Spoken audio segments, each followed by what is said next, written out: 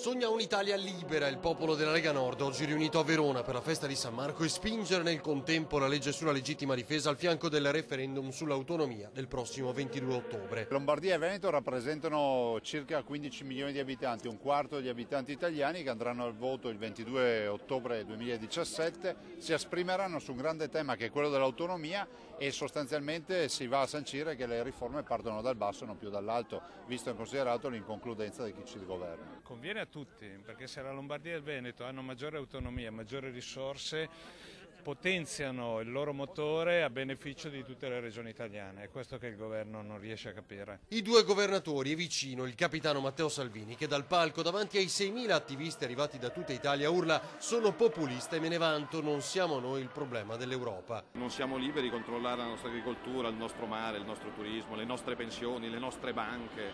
Quindi io voglio festeggiare un paese davvero libero, cosa che oggi l'Italia non è. Ecco la liberazione come la intende Salvini. Parlano Stacchio e Zancan, con loro altre vittime della criminalità, chi ha visto in faccia i delinquenti definito sul banco degli imputati. Si raccolgono le istanze del popolo, quelle istanze che non vengono recepite da chi governa, e noi siamo qui oggi a portare avanti anche questa bandiera. La legittima difesa, che è sempre legittima, ovvero non avere sul banco degli imputati l'aggressore assieme all'aggredito. Ma per la legge l'iter è ancora travagliato e Zaia chiede di introdurre la certezza della pena, dotare di maggiori mezzi le forze dell'ordine e dar loro la libertà di usare il manganello e non il galateo. Sul caso Le Pen in Francia. Sei dalla tua cittadini, adesso la si gioca al ballottaggio, è difficile ma non impossibile. Ma per l'Italia è un segnale. Idee chiare, servono idee chiare, le mezze misure, il centrodestra che appoggia il centrosinistra, il centrosinistra che fa il centrodestra hanno stufato.